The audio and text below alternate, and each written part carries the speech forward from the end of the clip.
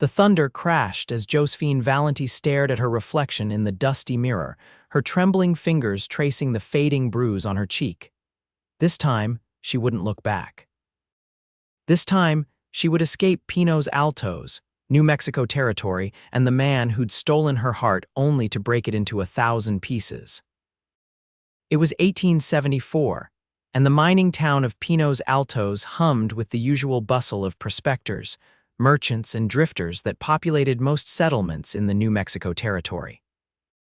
Josephine had arrived 3 years prior with her father after her mother's passing, hoping to find a new beginning in the rugged frontier.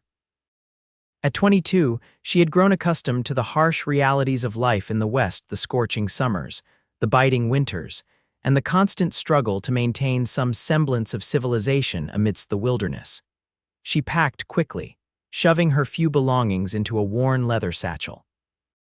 The boarding house room had been her home for the past year, ever since her father had succumbed to tuberculosis, leaving her alone to make her own way. She'd found work at the general store and then later as a seamstress, making just enough to survive. And then she'd met him, Bryce Yates. Josephine paused, holding a small daguerreotype of her father. "I'm sorry, Papa," she whispered. "I know you wanted more for me than this." As she tucked the picture away, a knock at her door made her freeze. "Josie?" a deep voice called from the hallway. "Josie, I know you're in there. Please open up." It was him, Bryce, the handsome cowboy who had ridden into town a year ago with his charming smile and gentle eyes that seemed to see right through her. He'd swept her off her feet with his promises and sweet words. She'd fallen hard for the cattle driver who always treated her like she was something precious, until he didn't. "Go away, Bryce," she called, her voice steadier than she felt. "Josie, please, I need to explain about last night. What you saw at the saloon, it wasn't what it looked like." Josephine closed her eyes, trying to block out the memory of Bryce with his arms around the saloon girl, his lips pressed to hers in what had certainly not looked like an innocent encounter. And when Josephine had confronted him outside, his temper had flared. He'd never struck her before, but the shock of his hand against her face had been enough to shatter any illusion of love she'd harbored. "There's nothing to explain," she replied, gathering her courage. "Please leave me be." After a moment of silence, she heard his boots retreating down the hallway. Josephine exhaled, shoulders slumping with relief. She needed to hurry now. The stagecoach would leave within the hour, and she intended to be on it. She slipped out of the boarding house, the early morning light casting long shadows across the dusty street. Pinos Altos was slowly coming to life, with merchants opening their shops and miners trudging toward the hills. Josephine kept her head down, avoiding eye contact with the few people she passed. At the Wells Fargo office, she purchased a one-way ticket to Santa Fe. From there, she would head east, perhaps all the way to St. Louis where she had distant relatives. Anywhere would be better than staying here, continuing to cross paths with Bryce Yates and the memories of what might have been. "Just one ticket, miss?" asked the clerk, a thin man with spectacles perched on his nose. "Yes, just me." Josephine tucked the ticket into her reticule and stepped outside to wait for the stagecoach. She didn't have to wait long. The stage arrived with a clatter of hooves and the creak of leather and wood. The driver, a weathered man named Elliot, tipped his hat to her as he climbed down to help with her bag. "Heading out, Miss Valenti?" he asked, loading her satchel onto the roof. "Yes, Mr. Elliot, it's time for a change." He nodded, not prying further, which Josephine appreciated. In a town as small as Pinos Altos, gossip traveled faster than the telegraph. By now, everyone probably knew about her confrontation with Bryce at the Silver Dollar Saloon. Josephine climbed into the coach, settling onto the hard bench seat. 2 other passengers were already inside, an elderly couple returning to their home in Deeming after visiting their daughter. They smiled politely but returned to their conversation, giving Josephine the space to collect her thoughts. As the driver called to the horses and the stagecoach lurched forward, Josephine felt a mix of relief and apprehension. This was it. She was leaving behind the only home she'd known for the past 3 years, leaving behind friends like Martha at the general store and old Mrs. Wilcox, who had taught her to sew with precision, leaving behind the memory of her father's final days, and Bryce. She was leaving behind Bryce with his dark curls and eyes the color of a summer sky. Bryce, who had taught her to ride a horse without fear. Bryce, who had read poetry to her by lamplight and promised her a future filled with joy. The coach rounded a bend in the road, and Josephine caught a last glimpse of Pinos Altos nestled against the pine-covered hills that gave the town its name. Then it was gone, and she faced forward, determined not to look back. They had been traveling for about an hour when the stagecoach suddenly slowed. Josephine peered out the window, her heart sinking as she saw a lone rider approaching from the direction they had come. Even at a distance, she recognized the broad shoulders and the way he sat tall in the saddle. "No," she breathed. "No, no, no. Is something wrong, dear?" the elderly woman asked, concern etching her kind face. Before Josephine could answer, the stagecoach came to a complete stop. "What's the holdup, Elliot?" called the elderly man. The driver's response was drowned out by the sound of boots hitting the ground outside. Then the door swung open, and Bryce Yates stood there, his hat in his hands, his blue eyes finding Josephine immediately. "Josie," he said, his voice rough with emotion, "please don't go." Josephine felt her resolve wavering at the sight of him, but she steeled herself, remembering the sting of his palm against her cheek. "I've made my decision, Bryce. Please respect it. Can we talk, just for a moment?" The elderly couple exchanged glances, clearly uncomfortable at being caught in the middle of a lover's quarrel. "Perhaps we could step outside for a breath of air," the woman suggested, nudging her husband. They climbed out, leaving Josephine alone with Bryce. "You've said enough," Josephine told him, fighting to keep her voice steady. "Your actions spoke clearly enough last night." Bryce climbed into the coach and sat opposite her, his hat still clutched in his hands. "What you saw, it wasn't what it seemed. Loretta was thanking me for helping her brother. He was in trouble with some gamblers, and I settled his debt. With a kiss." Josephine raised an eyebrow. "She kissed me. I was pulling away when you saw us." He leaned forward, his eyes pleading. "And what happened after, Josie? I have never in my life struck a woman before. I was drunk and angry, but that's no excuse. I will regret it every day for the rest of my life." "Words are easy, Bryce. Then let me prove it with actions. Come back to Pinos Altos. Give me a chance to make this right." Josephine looked out the window at the rugged landscape stretching toward the horizon. "I can't go back. I need to find my own way now." "Then I'll come with you," he said, determination hardening his voice. "Wherever you're going." She shook her head. "No. This is something I need to do alone." The driver's voice called out, warning that they needed to continue if they wanted to reach the next stop by nightfall. "I have to go," Josephine said. Bryce stood, ducking his head under the low roof of the coach. "This isn't over, Josie. I won't give up on us. There is no us anymore, Bryce. Please, just let me go." He hesitated, then stepped back, allowing the elderly couple to reclaim their seats. The last thing Josephine saw as the stagecoach pulled away was Bryce standing in the middle of the road, watching her leave. For the next 3 days, Josephine traveled. The journey to Santa Fe was arduous, hot, dusty, and uncomfortable. But each mile that passed gave her a sense of increasing freedom.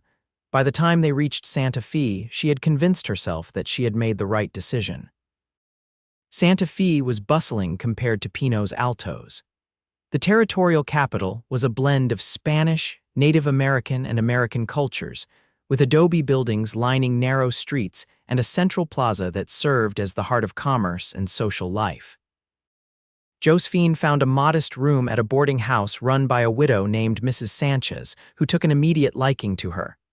"Such a pretty young lady should not be traveling alone," Mrs. Sanchez said as she showed Josephine to her room. "Are you meeting family here?" "No," Josephine replied. "Just passing through on my way east." Mrs. Sanchez nodded, though her expression suggested she had more questions. "Well, you rest now. Supper is at 6. Left alone, Josephine unpacked her few belongings and sat on the edge of the narrow bed. For the first time since leaving Pinos Altos, she allowed herself to fully consider what she had done. She had fled the only place that had felt like home since her mother's death. She had left behind the few friends she had made, and she had abandoned any chance of reconciliation with Bryce. The thought of him brought a fresh wave of pain. Despite everything, she couldn't deny that she still loved him. His betrayal and the subsequent violence had wounded her deeply, but her feelings for him hadn't simply vanished. She shook her head, trying to clear such thoughts. Love wasn't enough not when trust had been broken. She needed to focus on the future now, not dwell on the past. The next day, Josephine ventured out to explore Santa Fe and to inquire about transportation further east. She discovered that a wagon train would be departing for Missouri in a week, and for a fee she could join them. It seemed like the perfect opportunity. After securing her place with the wagon master, a gruff but fair man named Douglas, Josephine spent the rest of the week preparing for the long journey ahead. She purchased supplies with her meager savings and mended her clothes for the trip. On the evening before her departure, as she sat on a bench in the plaza watching the sunset paint the adobe buildings in shades of gold and pink, a familiar voice cut through the ambient noise of the square. "Found you." Josephine's heart nearly stopped. She turned slowly to find Bryce standing a few feet away, dust covering his clothes and exhaustion evident in his face. "What are you doing here?" she asked, though the answer was obvious. "I told you I wouldn't give up," he said, taking a tentative step closer. "May I sit?" Josephine hesitated, then nodded. He settled beside her on the bench, maintaining a respectful distance. "How did you find me?" she asked. "Wasn't hard. Not many women traveling alone from Pinos Altos these days." He smiled faintly. "The stagecoach driver remembered you well. Said you had a fire in your eyes that reminded him of his late wife." Josephine couldn't help but smile at that. Old Elliot had always been a storyteller. "Why did you follow me, Bryce? I made it clear that it's over between us." "Because I love you, Josie. And I know I made a terrible mistake, 2 terrible mistakes, but I can't just let you walk out of my life without trying to make things right. Some things can't be made right. I understand if you can't forgive me, I do, but I need you to know the truth." He took a deep breath. "After you left, I realized what I'd done. I haven't touched a drop of whiskey since that night. I spoke to Reverend Miller about my actions, seeking guidance, and I've been working on myself, trying to be the man you deserve." Josephine studied his face, noting the sincerity in his eyes and the tension in his jaw. "It's only been a week, Bryce. I know, and I know it'll take more than a week to prove myself to you, but I'm willing to put in the time however long it takes." "I'm leaving tomorrow," she told him. Joining a wagon train heading east, surprise flickered across his face, followed by determination. "Then I'll go east too. You can't just abandon your life in Pinos Altos." "What life? The ranch is managed well enough by Miguel and the other hands, and without you, Pinos Altos is just a place." He reached for her hand but stopped short of touching her. "I'm not asking you to come back with me, Josie. I'm not even asking for a second chance yet. All I'm asking is that you let me join the wagon train too. Let me prove to you day by day that I can be a better man." Josephine felt torn. Part of her wanted to believe him, to give him the chance he was asking for, but another part, the part still smarting from his betrayal, urged caution. "I need time to think," she said finally. Bryce nodded. "Of course, where are you staying?" "I'll come find you in the morning before the wagon train leaves." She told him about Mrs. Sanchez's boarding house, and he promised to be there at dawn. As they parted ways, Josephine felt a flutter of something that might have been hope. That night she barely slept, her mind racing with thoughts of Bryce and the journey ahead. By morning, she had made her decision. Bryce arrived just as the sun was beginning to light the eastern sky, his hat in his hands and anxiety written across his face. Josephine was waiting for him on the porch of the boarding house, her bag at her feet. "I've been thinking," she said without preamble, "and I've decided that you can join the wagon train." Relief washed over his features. "Thank you, Josie." "But," she continued, holding up a hand, "this doesn't mean we're reconciling. This is me giving you the opportunity to show me who you really are, nothing more." "I understand," he said solemnly, "and I promise you won't regret it." The wagon train consisted of 12 wagons, mostly families heading east for various reasons, some seeking new opportunities, others returning to homes they had left years before. The wagon master, Douglas, was initially skeptical about adding Bryce to the group, but the young cowboy's skills with horses and his offer to help with hunting soon won him over. Josephine traveled in a wagon shared with a young widow named Emma and her 5-year-old son, Thomas. Bryce rode alongside on his horse or walked with the other men, always within sight but respecting Josephine's need for space. The first few days on the trail were awkward. Josephine kept to herself, helping Emma with Thomas and avoiding prolonged conversations with Bryce. But as they traversed the rugged terrain, crossing rivers and navigating mountain passes, the shared challenges of the journey began to break down the barriers between them. One evening, about a week into the journey, a sudden thunderstorm caught the wagon train as they were setting up camp. Rain poured down in sheets, turning the ground to mud and threatening to wash away their supplies. Bryce worked tirelessly alongside the other men to secure the wagons and livestock. Josephine watched from the shelter of the wagon as Bryce helped an elderly couple whose wagon had become stuck in the mud. He was soaked to the skin, his shirt clinging to his muscular frame, but he didn't stop until every wagon was safely secured. When he finally approached her wagon, water dripping from his hat, Josephine handed him a dry blanket without a word. "Thank you," he said, his teeth chattering slightly from the cold. "You should get out of those wet clothes before you catch your death," she said, surprising herself with the concern in her voice. He nodded, offering a small smile before moving away to his own sleeping area beneath one of the wagons. The next morning dawned clear and bright, the storm leaving behind only puddles as evidence of its fury.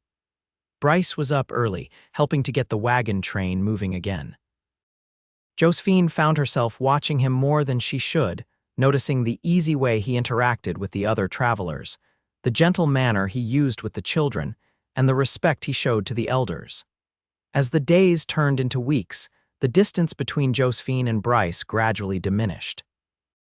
They began to share meals together, to talk about the scenery they passed, and occasionally to reminisce about the good times they had shared in Pinot's Altos. But Josephine still kept a guard around her heart.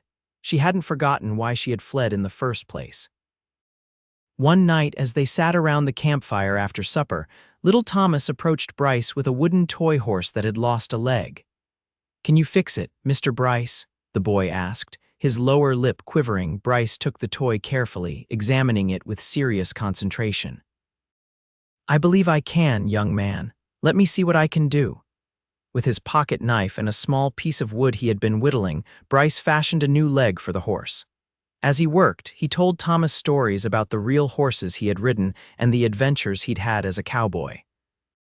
Josephine watched the interaction, something warm and tender unfurling in her chest. This was the Bryce she had fallen in love with, kind, patient, and gentle. When Thomas had gone to bed, Bryce moved to sit beside Josephine on the log she was using as a bench. "You're good with him," she said softly. Bryce shrugged. "He reminds me a bit of myself at that age, always curious, always getting into mischief. I can't imagine you as a mischievous child." "Oh, I was the worst," he grinned. "Drove my mother to distraction with my antics." "You don't talk about your family much," Josephine observed. A shadow passed over his face. "Not much to tell. Lost my pa to a mining accident when I was 10.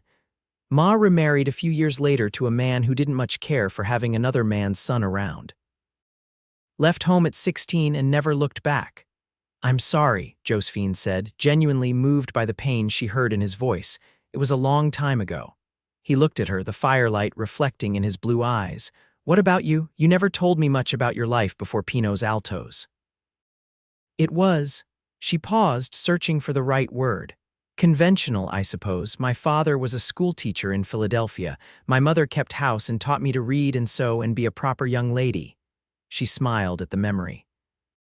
"When she died, Papa couldn't bear to stay in the house they had shared. He heard about opportunities out west and decided we should start fresh." "Do you regret coming west?" Josephine considered the question. "No, despite everything, I don't regret it. The West has its hardships, but there's a freedom here that I never found in Philadelphia." "And now you're heading back east," Bryce noted. "I'm not sure anymore," she admitted. "I was running away more than I was running toward something." Their eyes met, and for a moment, Josephine felt the old connection between them, the understanding that had drawn them together in the first place. "Josie," Bryce began, his voice low and earnest, "I know I hurt you, and I know words aren't enough to heal that hurt. but every day I'm trying to show you who I really am, who I want to be for you." "I see that," she said, "and it means more than you know, but Bryce, I'm still afraid." "Of what?" "Of trusting again, of opening my heart only to have it broken." She looked down at her hands folded in her lap. "I loved you so much, and when I saw you with that woman, it was like the ground disappeared beneath my feet." "I never meant to hurt you," he said, his voice thick with emotion. "And what happened afterward hitting you, it haunts me every day. I swear to you, Josie, it will never happen again." Josephine nodded, wanting to believe him but still cautious. "I need more time, Bryce." "You have it," he said simply. "All the time you need." The wagon train continued its slow progress eastward, crossing into Kansas territory and then into Missouri. The journey was not without its challenges: rivers that needed to be forded, broken wagon wheels that required repair, and occasional tensions among the travelers. But through it all, Bryce remained a steady presence, working hard and proving his worth to the group. Josephine found herself drawn to him again, almost against her will. She noticed the small kindnesses he showed, helping Emma with the heavy lifting, telling stories to Thomas to distract him during the monotonous days of travel, sharing his hunting spoils with families whose provisions were running low. One day, as they were crossing a particularly treacherous section of river, disaster struck. The current was stronger than anticipated, and one of the wagons began to tip. Inside were an elderly man and his granddaughter, both unable to swim. Without hesitation, Bryce plunged into the swirling water, fighting against the current to reach the wagon. Josephine watched in horror as he disappeared beneath the surface, only to emerge moments later with the little girl in his arms. He managed to get her to shore before diving back for her grandfather. By the time both were safely on land, Bryce was exhausted, collapsing on the riverbank with heaving breaths. Josephine rushed to his side, kneeling in the mud beside him. "Bryce, are you all right?" He coughed up some water, then offered her a weak smile. "Never better." The relief she felt was overwhelming, and before she could think better of it, she leaned down and pressed her lips to his. It was a brief kiss, born of fear and relief, but it was enough to send her heart racing. "Don't you ever scare me like that again," she said when she pulled back, her voice trembling. He reached up to touch her face, his fingers gentle against her cheek. "I'll try my best." That night, after the camp had settled and the excitement of the day had given way to exhaustion, Josephine found herself unable to sleep. She slipped out of the wagon, careful not to wake Emma and Thomas, and made her way to where Bryce was keeping watch at the edge of the camp. He looked up as she approached, surprise and pleasure mingling on his face. "Couldn't sleep," she shook her head, settling beside him on a fallen log. "I keep thinking about today, about how close you came to—" She couldn't finish the sentence, the thought too painful to articulate. "Hey," he said softly, tentatively taking her hand. "I'm right here, safe and sound." She looked down at their joined hands, noting how natural it felt, how right. "When I thought I might lose you." She met his gaze. "It made me realize how much I still care about you, Bryce." Hope brightened his features. "I never stopped caring about you, Josie, not for a single moment." "I know," she said. "I've seen it every day on this journey. You've shown me who you really are, not with words, but with actions." "And who am I?" he asked, his voice barely above a whisper. "A good man," she replied simply. "A man who made a mistake, but who has done everything possible to make amends. A man I could." She hesitated, then took a deep breath.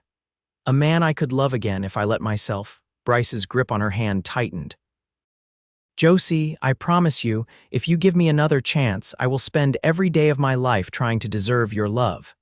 Josephine felt the last of her resistance crumbling. She had fled Pino's Altos to escape her feelings for this man, but the miles had only led her back to him, to the truth that despite everything, her heart still belonged to Bryce Yates. "I want to try," she said finally. "I want to see if we can find our way back to each other." The smile that broke across his face was like the dawn after a long, dark night. He raised her hand to his lips, pressing a kiss to her knuckles. "That's all I ask," he said. "A chance to prove myself to you." The next day, as the wagon train prepared to move out, Josephine approached Douglas, the wagon master. "I need to speak with you," she said. "I've made a decision." Douglas, who had grown fond of Josephine over the weeks of travel, gave her his full attention. "What's on your mind, Miss Valenti?" I won't be continuing to St. Louis with the train. I'll be turning back. Surprise registered on his weathered face. Turning back, may I ask why? I've realized that what I was running from isn't something I can escape by putting distance between us, and what I was running toward doesn't exist. Understanding dawned in Douglas's eyes as he glanced over at Bryce, who was helping to load supplies onto a wagon. I see, and the young man, he'll be coming with me, she said, a certainty in her voice that hadn't been there before. Douglas nodded. Well, Miss Valenti, I can't say I'm surprised. I've seen the way you two look at each other. He scratched his beard thoughtfully. We're not far from Independence. You could catch a stage coach there that would take you back to Santa Fe and from there to Pinos Altos. Thank you, Mr. Douglas. For everything? No need for thanks. Just be sure in your heart that this is what you want. Josephine smiled. I am, for the first time in weeks, I truly am. When she told Bryce of her decision, his joy was tempered with concern. Are you certain, Josie? I don't want you to give up your plans for me. I'm not giving up anything, she assured him. I'm choosing a new path, one that I hope we can walk together. In Independence, Missouri, they bid farewell to the wagon train, promising to write to Emma and Thomas once they were settled. They boarded a stagecoach bound for St. Louis, the first leg of their journey back to the New Mexico territory. As they traveled, Josephine and Bryce slowly rebuilt what had been broken between them. They really talked about their fears, their hopes, and their dreams for the future. Bryce spoke of his ranch outside Pinos Altos, how he had been working to make it a proper home before their falling out. Josephine shared her desire to open a dress shop using the sewing skills her mother had taught her. We could do it together, Bryce suggested one evening as they sat in a hotel dining room in St. Louis, waiting for their westbound train the next day. The ranch has a small building that could be converted into a shop. It's near enough to town that you'd get customers, but far enough that you'd have peace and quiet. Josephine liked the sound of that. And where would I live in this arrangement? She asked, a teasing glint in her eye. Bryce cleared his throat, suddenly nervous. Well, I was hoping that is, if you're amenable, that you might consider becoming Mrs. Yates. Josephine's heart skipped a beat. Bryce, are you proposing to me? I'm making a mess of it, aren't I? He reached across the table, taking her hands in his. Josephine Valenti, I love you more than I ever thought possible. These past weeks have shown me that I don't want to live without you. Will you do me the extraordinary honor of becoming my wife? Tears welled in Josephine's eyes as she nodded. Yes, she whispered. Yes, I will marry you, Bryce Yates.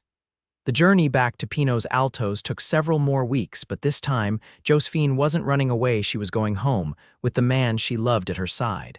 They were married in Santa Fe by a circuit preacher with Mrs.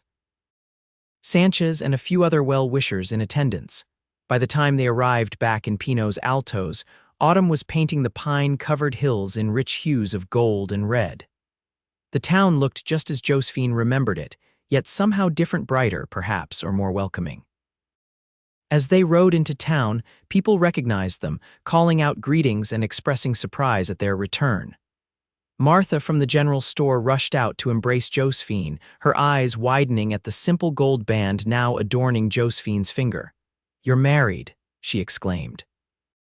Oh, Josie, I'm so happy for you. Word spread quickly, and by evening, half the town had stopped by Bryce's ranch to welcome them home and congratulate them on their marriage. It was overwhelming but heartwarming to see how many people cared.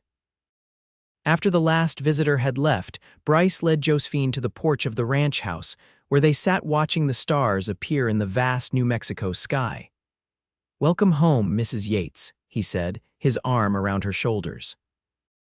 Josephine leaned into his embrace, a contentment settling over her that she had never expected to feel again after that fateful night at the Silver Dollar Saloon. Home, she repeated.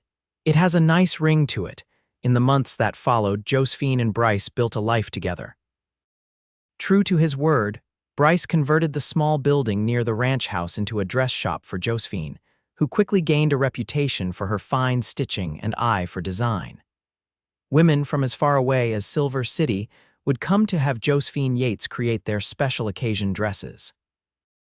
Bryce's cattle business thrived, and with Miguel's help, they expanded the ranch, adding more grazing land and increasing their herd. They worked hard, but they were happy, finding joy in the simple pleasures of their shared life. One evening, about a year after their return to Pino's Altos, Bryce came home to find Josephine sitting on the porch, a mysterious smile on her face. "What's got you looking so pleased with yourself?" he asked, settling beside her after kissing her hello. "I have something to tell you," she said, taking his hand and placing it on her still flat stomach. "We're going to have a baby." The look of wonder and joy that transformed Bryce's face was something Josephine knew she would remember for the rest of her life. He gathered her into his arms, holding her as if she were the most precious thing in the world. "A baby," he repeated, his voice thick with emotion. Our baby, she confirmed, laughing as he peppered her face with kisses. 7 months later, their daughter, Clara Elizabeth Yates, was born on a snowy December night. She had her father's blue eyes and her mother's dark hair, and from the moment she entered the world, she was the center of her parents' universe. As Josephine watched Bryce hold their daughter for the first time, his large hands cradling her tiny form with such tenderness, she thought back to that day she had boarded the stagecoach, determined to put as much distance between them as possible. She had tried to run from his love, convinced that the pain he had caused could never be healed, but every mile had just led her back to him, to his arms, to his heart, to the life they were meant to share. It hadn't been an easy journey, but it had been worth every step. 2 years later, as spring painted the hills around Pino's Altos with wildflowers, Josephine stood in the doorway of their home, watching Bryce chase a giggling Clara around the yard. Her hand rested on her growing belly, where their second child, a son, she was certain kicked and tumbled. Life in the West was still challenging at times. There were droughts that threatened the cattle, disputes with neighboring ranchers, and the occasional tension that arose in any marriage. But through it all, Josephine and Bryce faced each challenge together, their love deepening with each passing year.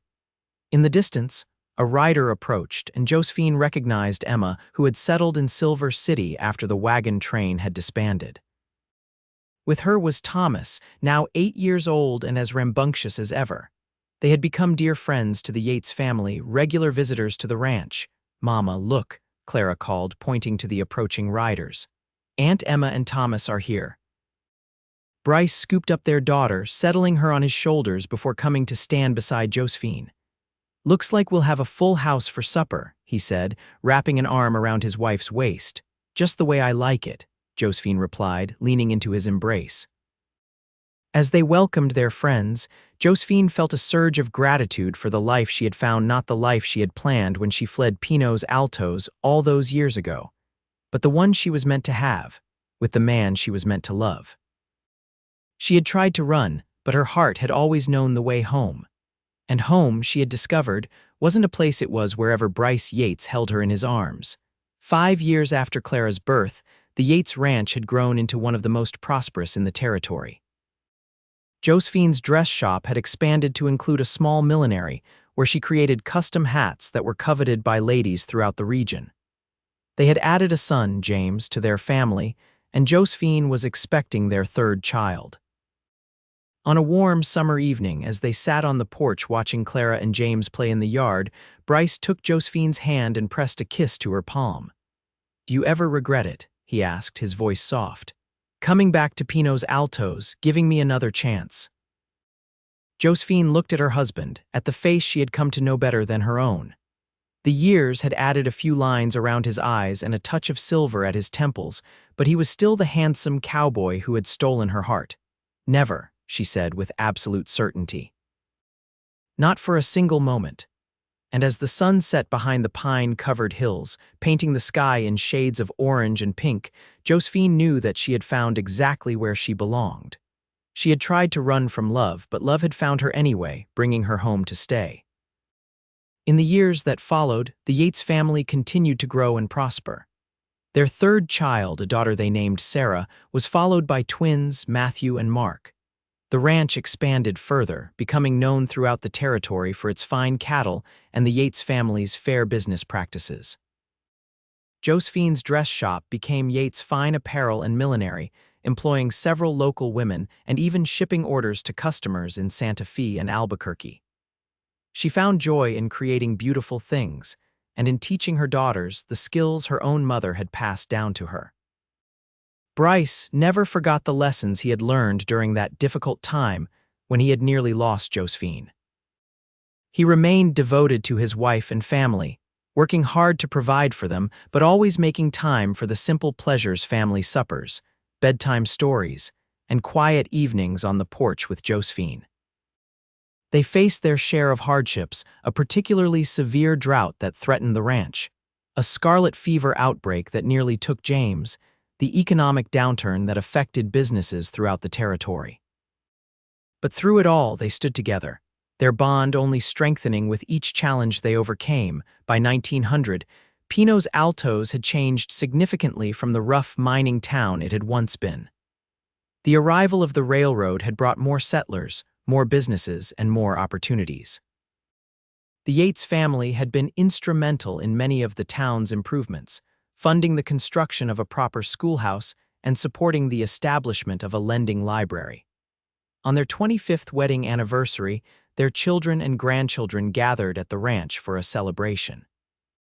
As Josephine looked around at the family they had created, Clara, now married with 2 children of her own, James, recently engaged to a young woman from Santa Fe, Sarah, showing a talent for business that matched her mother's, and the twins, who had inherited their father's love for ranching, she felt a profound sense of fulfillment. Later that night, after the guests had departed and the house had grown quiet, Josephine and Bryce sat on the same porch where they had spent so many evenings throughout their marriage. 25 years, Bryce mused, his fingers intertwined with hers. Who would have thought it, that day you boarded the stagecoach? Josephine smiled at the memory, now more sweet than bitter. I certainly didn't. I was so determined to leave you behind, and I was just as determined to win you back. I'm glad you were stubborn, she said, resting her head on his shoulder. I'm glad you followed me. Best decision I ever made, he replied, pressing a kiss to her hair. Besides asking you to marry me, of course. They sat in comfortable silence for a while, listening to the night sounds of the ranch, the distant lowing of cattle, the soft whicker of horses in the barn, the gentle creaking of the house as it settled. Bryce, Josephine said finally, do you remember what you told me that day by the river? After you saved that little girl and her grandfather. I said a lot of things that day. I was half drowned and completely in love with you. She laughed softly. You promised that if I gave you another chance, you'd spend every day of your life trying to deserve my love. I remember, he said, his voice growing serious. You've kept that promise, she told him, turning to meet his gaze. Every day for 25 years, emotion welled in his eyes and he cupped her face in his weathered hands, and I'll keep it for 25 more if God grants us the time. I'll hold you to that, she whispered before his lips met hers in a kiss that held all the tenderness of their years together and the promise of many more to come. As Josephine and Bryce entered their golden years, they watched with pride as their children took on increasing responsibility for the family businesses. Clara, with her husband, had opened a branch of Yates Fine Apparel in Silver City. James and his wife had taken over management of the ranch, implementing new breeding techniques that further improved their stock. Sarah had transformed the millinery into a thriving mail-order business, while the twins had expanded into horse breeding, developing a line of quarter horses that were sought after throughout the Southwest. In 1915, as the world was changing rapidly around them, Josephine and Bryce celebrated their 40th wedding anniversary surrounded by children, grandchildren, and even a few great-grandchildren. The ranch had grown into a substantial estate, and Pinos Altos had developed into a respectable town, though it still retained some of the frontier charm that Josephine had first encountered as a young woman. We've built quite a legacy, Bryce remarked one evening as they sat in rocking chairs on the porch of the ranch house, watching the sunset as they had done countless times over the decades. We have, Josephine agreed, her once dark hair now silver but her eyes still bright with life and love. Though I think our greatest legacy is sitting around that dinner table every Sunday, our family. Bryce nodded, reaching over to take her hand, a gesture that had become as natural as breathing over their years together. Do you ever think about that journey we took? When you were running away and I was chasing after you, often, she admitted. It was the turning point of my life, though I didn't know it at the time. Mine too, he said. I learned what it meant to truly love someone, to put their happiness above my own, to fight for what matters, to admit when I'm wrong. Josephine squeezed his hand. And I learned that sometimes the thing you're running from is exactly what you need most. They rocked in companionable silence for a while, listening to the distant sounds of the ranch settling for the night. The world had changed dramatically since they had first met in Pino's Altos all those years ago. Automobiles now shared the roads with horses, telephones connected people across vast distances, and the Great War was raging in Europe. But here on their porch, time seemed to move at its own gentle pace. "Bryce," Josephine said softly, "if you could go back and change anything about our life together, would you?" He considered the question carefully, as was his way. "Not a single thing," he finally answered. "Even the hard parts, the mistakes, the struggles, they all led us here. And here is exactly where I want to be." "Me too," she said, her voice filled with contentment. As the last rays of sunlight disappeared behind the hills, Josephine reflected on the journey that had brought her to this moment. She had once tried to run from Bryce Yates's love, convinced that putting miles between them would heal her wounded heart. Instead, she had discovered that true love couldn't be outrun. It followed, it persisted, it found its way home. And home, after all these years, was still in Bryce's arms. In the autumn of 1920, Josephine fell ill with pneumonia. Despite the best efforts of doctors from Silver City, it became clear that her time was drawing to a close. The entire Yates family gathered at the ranch, keeping vigil and sharing memories of the remarkable woman who had built this dynasty with her love, her determination, and her unwavering faith in second chances. Bryce rarely left her side, holding her hand through the long nights, reminiscing about their life together and assuring her that he would be all right. "Remember when we first met?" he asked one evening as a gentle rain tapped against the bedroom window. "You were sorting fabric at the general store, and I was so struck by how beautiful you were that I walked right into a display of canned goods." Josephine smiled weakly. "Martha was furious with you, made you pay for all the dented cans." "Best money I ever spent," he said, pressing a kiss to her palm. "It gave me an excuse to come back the next day and the day after that, until I finally worked up the courage to ask you to the Founders' Day dance. And I said no," Josephine recalled, her eyes twinkling despite her illness. "Twice," Bryce laughed. "But I was persistent. Thank God for that," she whispered, on a clear October morning with Bryce holding her hand and their children gathered around the bed. Josephine Valenti Yates took her final breath. She was 70 years old and had lived a life full of love, purpose, and joy. Bryce, heartbroken but sustained by the memories of their life together, continued to run the ranch with James for another 5 years before he, too, passed away peacefully in his sleep. According to family legend, his last words to Sarah, who had been sitting with him that evening, were, "I'm going to find your mother now. She's been waiting long enough." The Yates legacy lived on through their children and their children's children. The ranch remained in the family for generations, as did the apparel business that Josephine had started with nothing more than a needle, thread, and a dream. In 1974, 100 years after Josephine had first attempted to flee Pino's Altos and the man she loved, her great-great-granddaughter discovered a collection of letters in an old trunk in the attic of the ranch house. They were correspondence between Josephine and Bryce during a brief separation when he had to travel to Denver on business love letters that spoke of a passion and devotion that had endured through decades of marriage. In one particularly poignant letter, dated 1890, Josephine had written, "My dearest Bryce, as I watch our children playing in the yard, I am overwhelmed with gratitude for the life we have built together. I think sometimes of that young woman who boarded a stagecoach all those years ago, so hurt and angry, so determined to escape the love that frightened her with its intensity. How little she knew then that every mile would only lead her back to where she truly belonged, in your arms. You once promised to spend your life proving worthy of my love, but the truth is, my darling, it is I who must prove worthy of yours. Your steadfastness, your courage, your unwavering belief in us, these are the foundations upon which our happiness has been built. I count the days until your return, for though we have spent more than 15 years together, I find that my heart still quickens at the sound of your voice, my spirit still soars at your touch. This, I believe, is the true miracle of love, not that it burns bright in youth, but that it deepens and enriches with each passing year. Until you are home again, I carry you in my heart.